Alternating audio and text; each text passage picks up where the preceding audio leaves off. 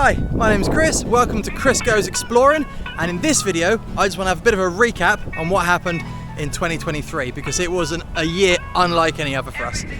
So the first part of this year was focused on getting our Australian visas. And to do that we had to go to London in the middle of winter, and we each had to do a medical examination to make sure that we were fit to be taken in as permanent residents in Australia. At this point, only our closest friends and family knew that we were going to Australia, and to be honest, we hadn't quite worked out any of the logistics yet. So when we got back, we handed in our resignations.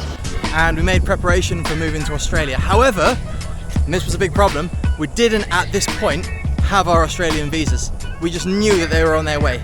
But how long that would take, we had no idea. So we sold all of our stuff, we packed up some of our important stuff to ship to Australia, and we set off. Now on our previous trips, I was all about snapping photos like there was no tomorrow. But I always had this nagging feeling of regret. I realised I was missing out on capturing the true essence of the trips, the laughter, the highs, the lows. This time around, I'm flipping the script. I'm going all in on video. We said see you later to our mates in Cornwall, and we hit the road, heading for Indonesia. 1, 2, 3, 4. Hi, I'm Chris, and this is Lisa, and welcome to far north Bali. Oh my God. We decided we wanted to see all the bits of Bali that we'd never seen before. So we rented a motorbike and we rode the entire way around the circumference of Bali, which is a lot bigger than you might think. We went to all the places that we'd never been to before, all the places where probably most of the tourists have never been before. That is a beautiful waterfall. Probably one of the most beautiful I've seen. I think we can go right up to it.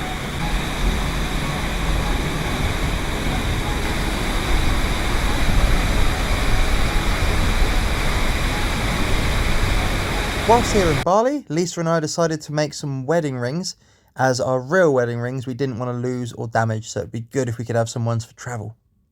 The two best reviewed silversmiths in Cederman was Cederman Silver, which is what we chose, and Agong Silver. Both look pretty damn good. First things first, we chose the ring designs we wanted to.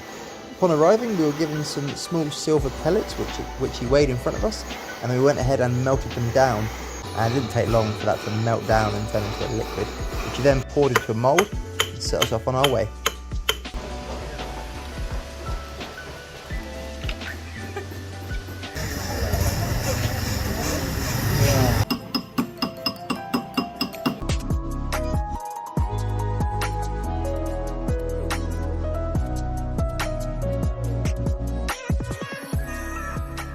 Next up, we wanted to go to one of our favourite islands in between Bali and Lombok. The boat trip went smoothly, and before we knew it, we'd arrived at Nusa Penida.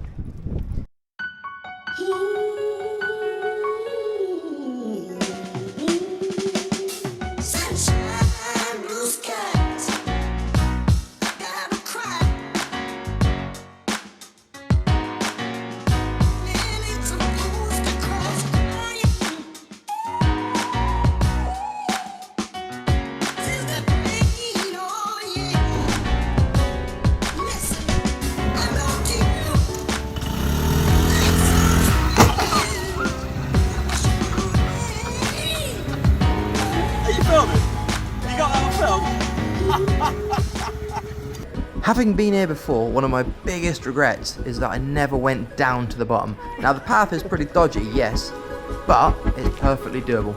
And this time I was going down.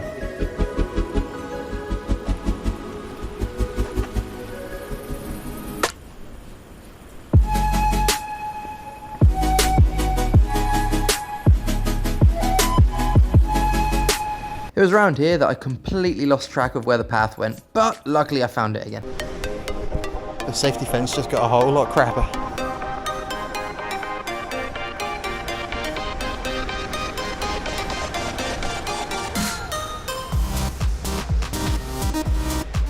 I think it's official. We've made it.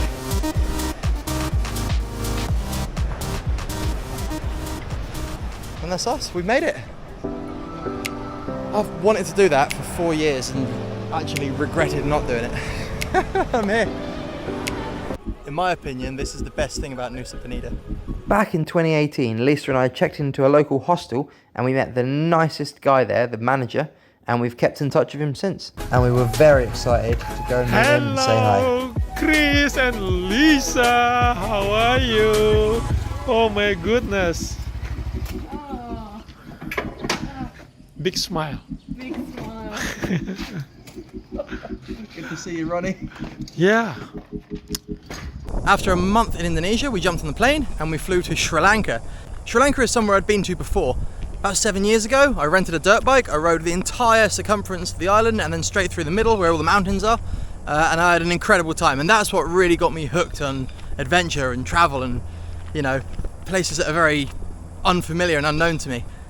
However, this time, I couldn't do it on a little dirt bike by myself because I had Lisa with me, and there's no way we were going to get 2 backpacks, 2 people, comfortably on a dirt bike for that kind of distance. That wouldn't work.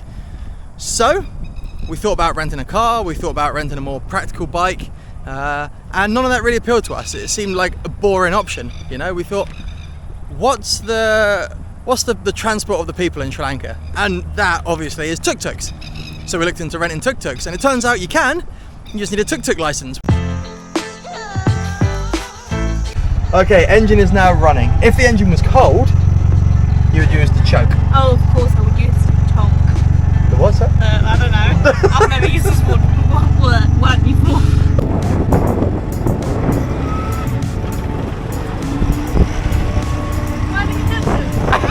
I'm driving a tuk-tuk.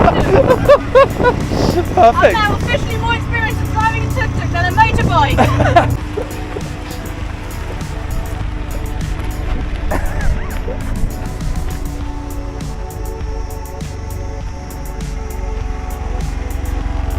You gonna try for second gear? No. I Okay. want to switch it off. Switch it off then. You're a tuk-tuk driver.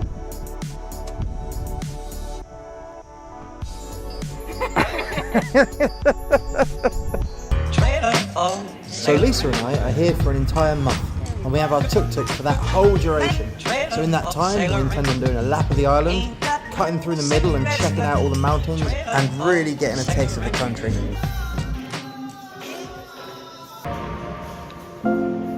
The ancient paintings covering the ceiling absolutely blew me away with their complexity.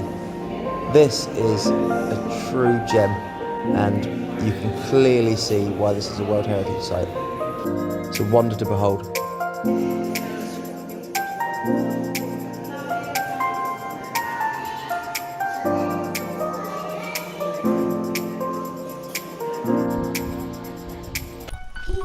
So at the moment we're in Ella, and we're walking to Ella Rock viewpoint, which is quite a famous hike here.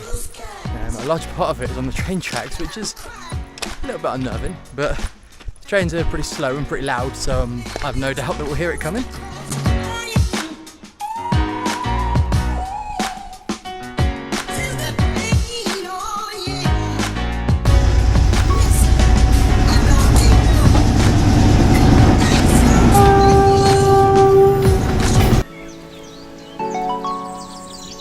The greens in Sri Lanka absolutely hit differently, and I have no doubt that I'll be back here for a third time some point in the near future. Crocodiles. Yep, that's right. We found a wild crocodile almost instantly. This place was teeming with them. Somehow we have to cross this. And I think the solution Push. is to commit. Oh, fuck. Well, that was some brilliant driving, eh? Here we go. Driving a tuk-tuk in Sri Lanka sometimes feels like you're playing Mario Kart. The roads here are chaotic, but somehow it all works out. So incredibly different to driving in Europe, but such an experience nonetheless. Hey, I did it. Almost exclusively when we're in Sigiriya, we eat at this same restaurant, and that's for a couple of reasons. The food here is sensational, the prices are reasonable, the manager is a bloody legend, and the view from your table overlooks not only Lion Rock, but a meadow that often has wild elephants roaming in it. How cool is that? And honestly, Sri Lanka was the highlight of the year for me. Such an incredible place, and if you haven't been, you really should go. And do it in a tuk-tuk too, because that takes it to the next level. Even though a dirt bike by myself was amazing, A tuk-tuk, even better. And more social because you can take people with you. So the next part of the year, Lisa and I flew to Japan. Now Japan is somewhere that I've wanted to go for a long time, but people in Europe, friends and family, they all say, oh, Japan's such an expensive place to travel. You can't do Japan on a budget, blah, blah, blah. And frankly, that's all a load of crap. You can do Japan on a budget, but not the same kind of budget that you might do Indonesia or Vietnam or something like that one. Obviously it's more expensive, but it's a lot cheaper than Europe, and it's a hell of a lot cheaper than Australia. So don't let that put you off going to Japan, because it's worth every penny. And welcome to Japan. Let's go!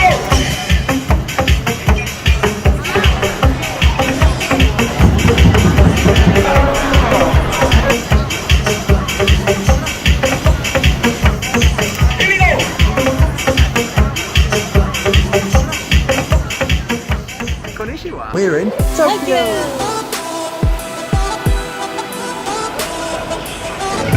These past few weeks we've been checking out Japan by train.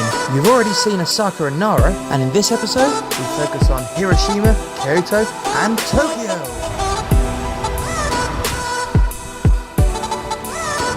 Get ready to jump into the world of ancient traditions and futuristic technology. We're about to embark on a wild ride across the land of the rising sun.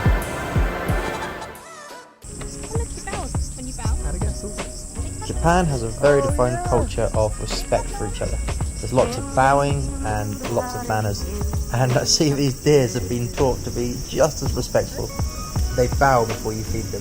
However, they also nibble your bum to get your attention. Half a biscuit, give him half a biscuit, he's a big one.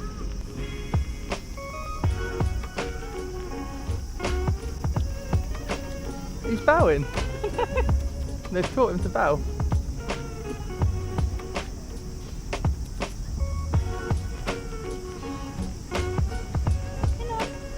The cities here in Japan, even Tokyo, feels so unbelievably safe at night that it's really the best time to go for a walk, as the temperature is much cooler and the city looks amazing.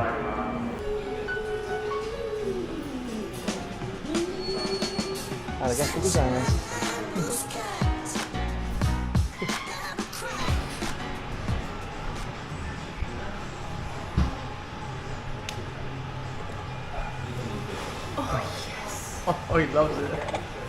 Oh, he's making noises. Like a mini guinea pig. Oh, you don't feel like I expected.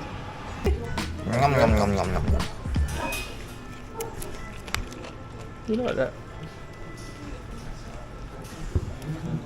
Thank you, arigatou gozaimasu. You're very patient, aren't you?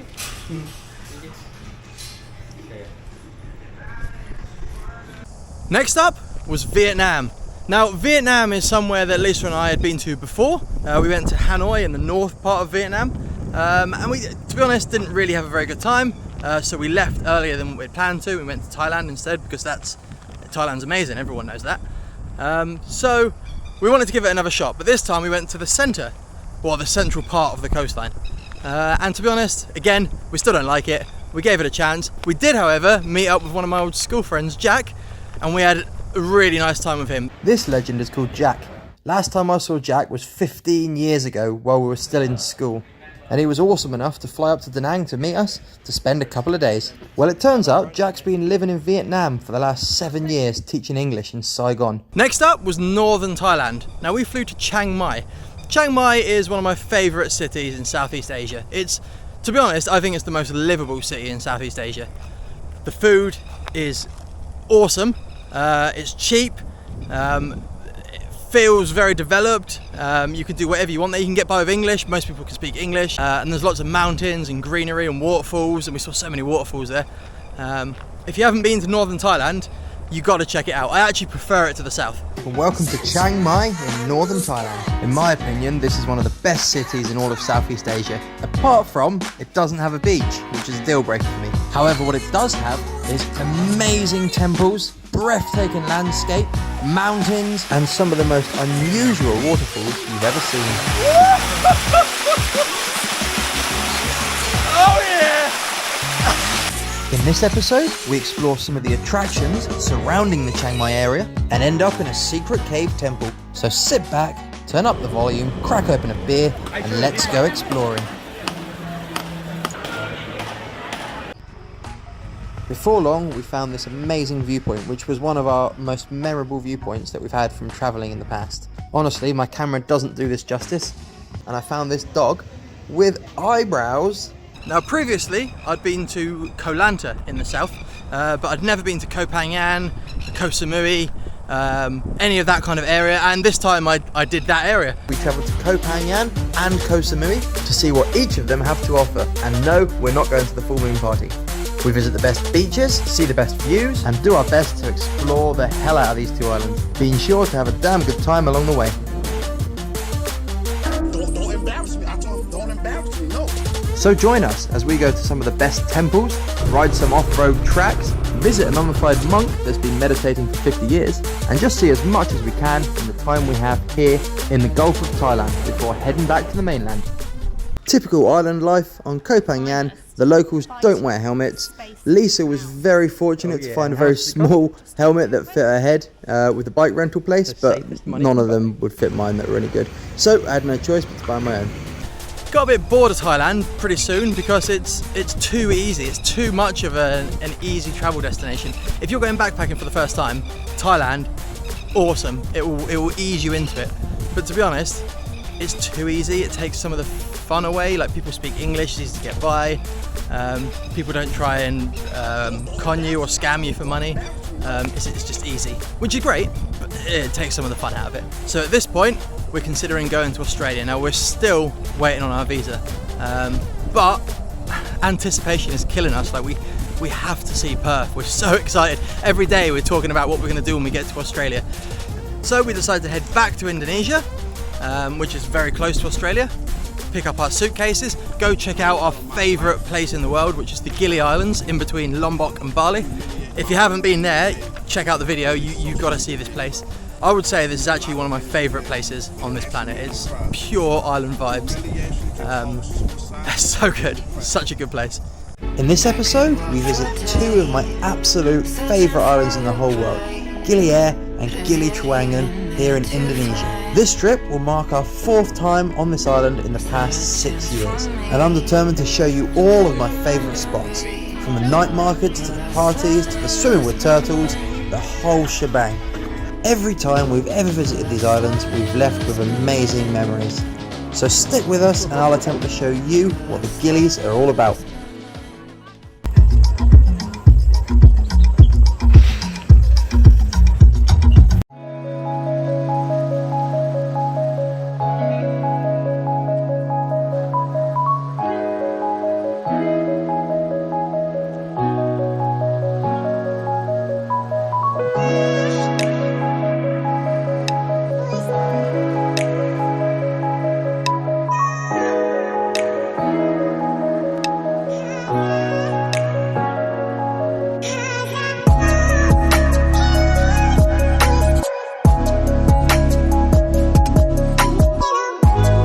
And then we jumped on a plane and we finally flew to Australia. Now, when we entered Australia, we were tourists because we still were waiting on our permanent residency, which was annoying. So we took a bit of a punt. We bought a car, we Airbnb'd for 2 weeks to get everything sorted. We bought all of our recovery gear for the car because we planned on going pretty hardcore off-road. Driving on the beaches and all these places that I wanted to see on this bucket list. They all involved very remote places. And I wanted to be self-sufficient. So we spent 2 weeks basically prepping the car for that. Lisa and I arrived in Perth today. This is the first time I've ever been to Western Australia. We're here as tourists until our visa is processed, which, fingers crossed, is going to be in the next month or 2, or hopefully not more than 3, because if it's more than 3, we've got to leave the country again because we're tourists. We bought this. It's a 4x4 pickup truck, or ute as it's called over here, Nissan Navara. And we reckon it's perfect for the kind of adventures we want to take it on. What's his name? Nigel.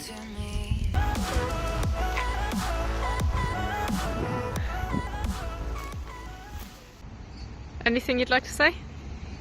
Crikey, mate. Now, while we were in Perth, we wanted to check it out as a place that we could possibly live. So we went to lots of different beaches. We met up with some people we know through an immigration Facebook page, someone called Nikki. Really nice person. She invited us round for pizzas at their house, which was awesome. And then, when our Airbnb 2 weeks were up, we jumped in the car and we drove north, and we drove all the way to a place called Exmouth. Now, to get to Exmouth, we didn't hit the coastline, we went inland because we wanted to see a bit of the outback. And as much of an experience as that is, I'd never want to see the outback again. I've had such a fill of outback in these past few months. I'm done with the outback. It's boring. G'day Bruce, my name's Chris and I'm here in Australia with my wife Lisa. We're doing a road trip from Perth to Exmouth in northwest Australia and then down the coast all the way along the south and then possibly to Queensland. We haven't decided yet. So join us in this massive road trip.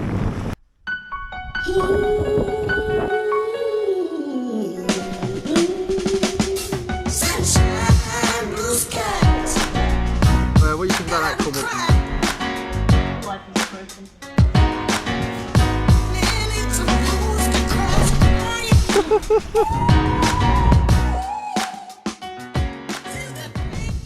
So when we got to Exmouth, it was incredibly hot, 47 degrees. However, birds were all out, there were turtles everywhere, there were sharks everywhere. The snorkeling there is otherworldly. Like it's honestly, Exmouth is an incredible place and it's somewhere I'd love to go back to. Although I'm terrible at driving on sand. Why is that? I fogged us.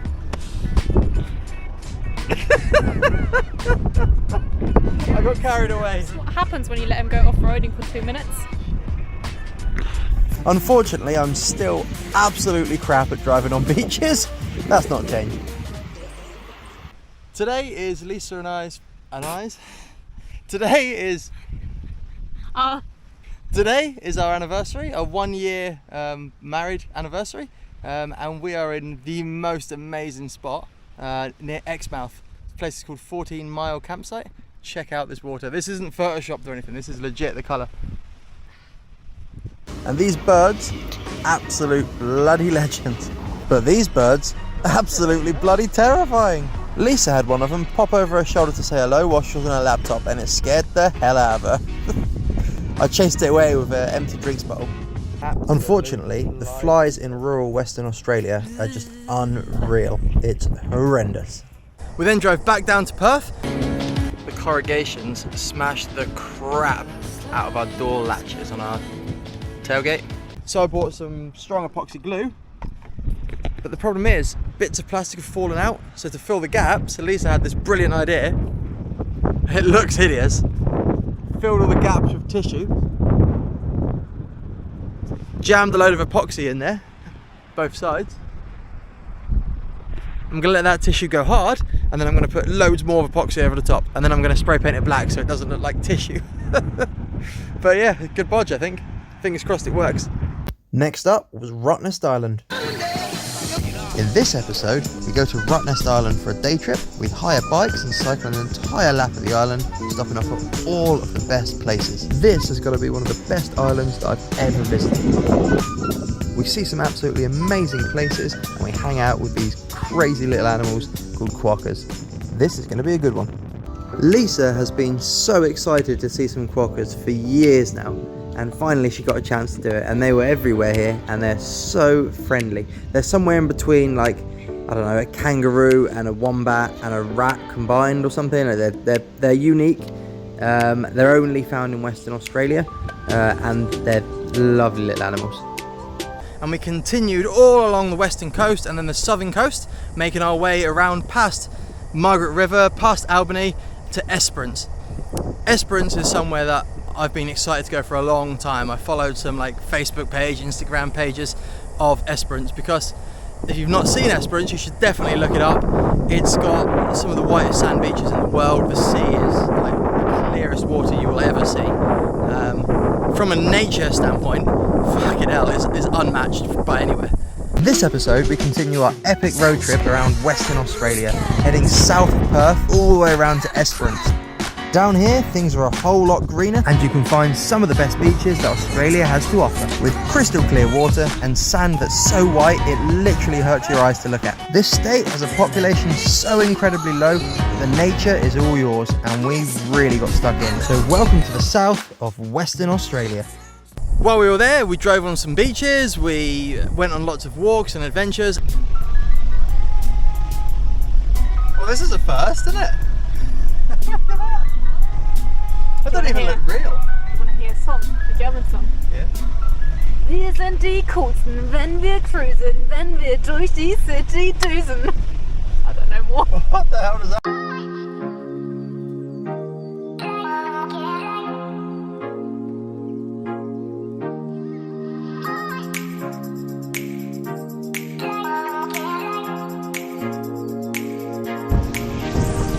So we haven't told you yet, but as of yesterday, when Lisa and I were in Esperance, the actual town, we got granted permanent residency here finally. So now we are officially permanent residents. Oh yes, this whole time we've been fingers crossed hoping that this would be processed in a reasonably quick time, and here it is, it's finally here, we've done it. Is there a better spot to be granted permanent residency? Probably not. Didn't have to leave, permanent residency. So when we were here in Esperance, we decided that, to be honest, that was our favourite part of Western Australia. It was very, very livable. But previously we did a year on working holiday visas on the East Coast. And we spent mainly that time in Melbourne and Gold Coast. And we missed that, and we had such good memories of Gold Coast.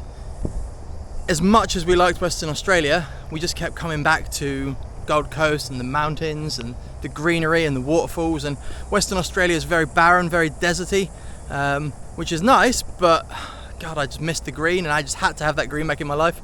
So we decided to drive all the way to the other coast, which is one hell of a journey, and it took us a long time. The whole road trip from Perth, from leaving Perth up to Exmouth and then around the coast all the way back to Brisbane and Gold Coast was 8 weeks.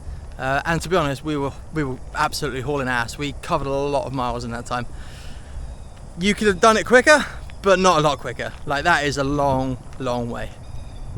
For those of you that don't know how big Australia is, wow, it is absolutely enormous. In order to break up the journey the best we could, we stopped off at some national parks, our favourite being Grampians National Park, which is in Victoria. This is a place we've been before, and it's a place we'll continue to go to whenever we're in the area, because it's amazing for hikes. And check this out, this is some Aboriginal cave art that we found.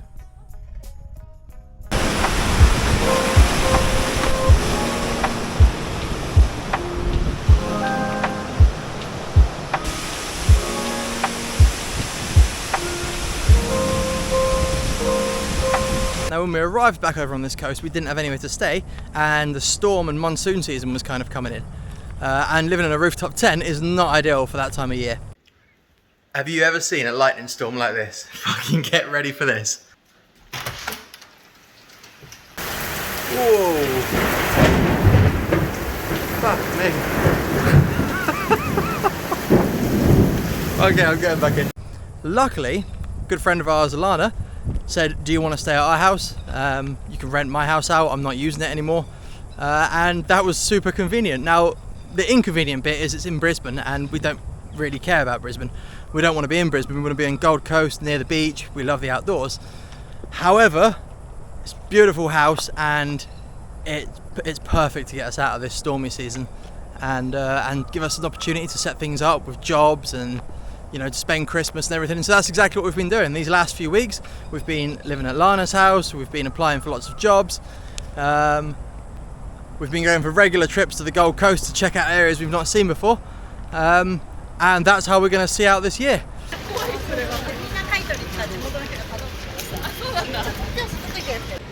So we've come to Surfers Paradise in Gold Coast for Christmas. It's 32 degrees. It's not like any Christmas that I've experienced in Europe, obviously. Look at the view. So this beach is normally pretty empty because it's so enormous, but today it's jam-packed. Coming to the beach in Australia on Christmas Day is the done thing, I think. Or spend it with family. And barbecues, we've seen so many people pushing barbecues around.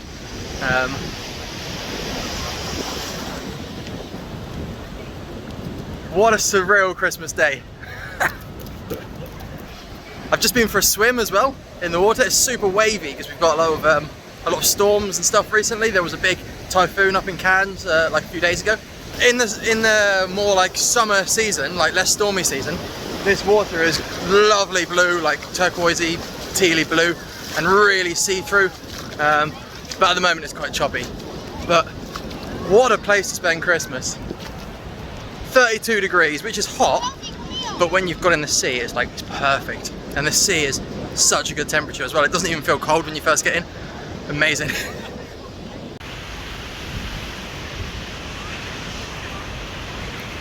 Who's this little Christmas elf? Merry Christmas.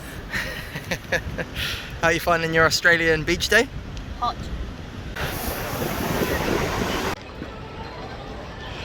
Merry Christmas, everyone. I wasn't sure how I felt about Australian Christmas leading up to it. They just don't get into it like we do in Europe. However, Christmas Day on the beach at Gold Coast, awesome, such a good place to be. And that brings us to the end of this year, the end of 2023. So one hell of an experience. I had no idea what was going to happen in that year, and to be honest, I've got no idea what's going to happen next year. We've got some plans for 2024, but as always, they're very loose and vague. It'll be interesting to see what actually materialises. We're hoping to stay in the Gold Coast region, but that could change as well. So yeah, here's to 2024. To everyone that watches and subscribes, thank you so much for following me. It's been an awesome year, and I intend on making lots more of these videos, partly for you, if you're interested in where we go and what we get up to, but also for me, because I'd love to watch these back in the future and see what we got up to back in the time when we had ultimate freedom and nothing but time, because it ain't gonna last forever. So anyway, thanks again, take it easy, Happy New Year to everyone, and yeah, see you in the new year. Bye.